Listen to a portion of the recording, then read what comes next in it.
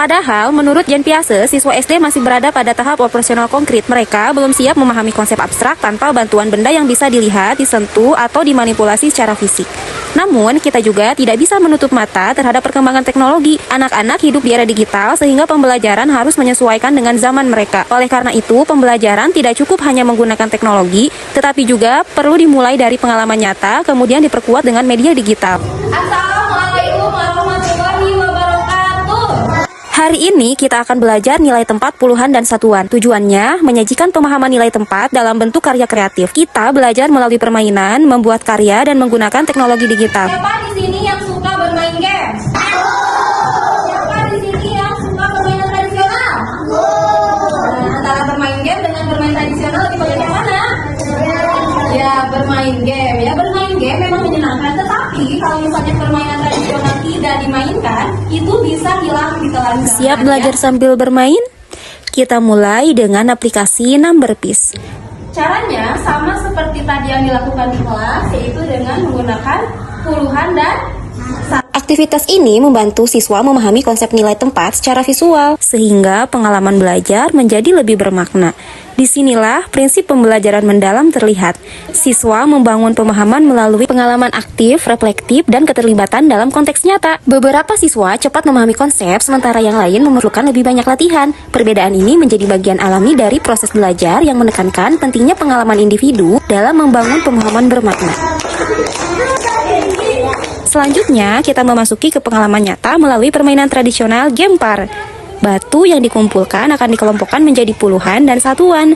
Aktivitas ini melibatkan gerak, koordinasi, dan interaksi sosial. Pengalaman ini menekankan bahwa pembelajaran mendalam tidak hanya terjadi di layar, tetapi juga melalui pengalaman fisik yang nyata. Untuk permainan Gempar ini, Ibu menggunakan batu congklak atau puuk ya dalam bahasa Sunda agar permainannya lebih mudah dipermainkan.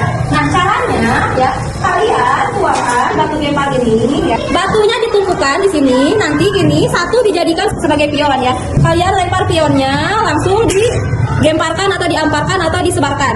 Paham sampai sini? Nah, setelah itu kalian mengambil satu persatu batunya, tapi jangan menempel ke batu yang lain seperti ini. Nah, kalau sudah dapat, ini simpan di kalian. Satu dapat satu kan? Terus lagi, sampai dapat sebanyak mungkin.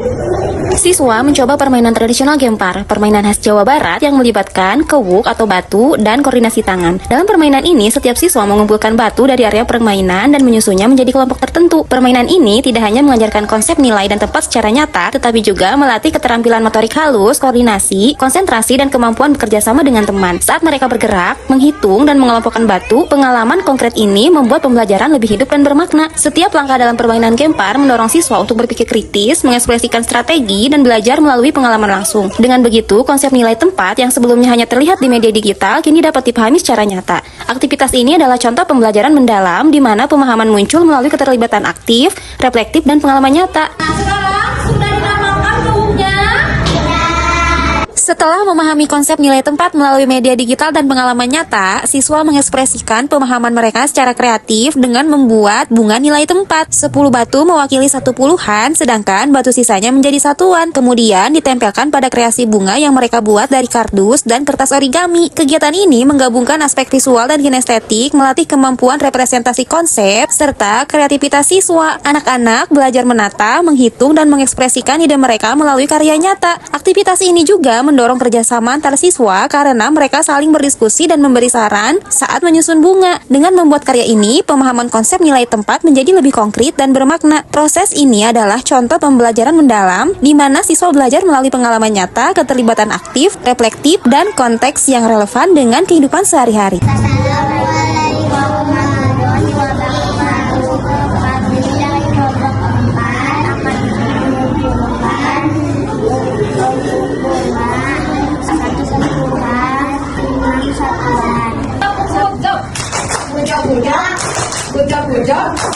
Good job. Aku senang belajar pakai TV. Hari ini aku senang karena bisa bermain Gempar bersama teman-teman. Aku jadi tahu bilangan, puluhan, dan satuan. Mengajar di era digital bukan berarti meninggalkan pengalaman nyata, tetapi memadukannya dengan teknologi agar pembelajaran tetap bermakna dan sesuai dengan perkembangan siswa.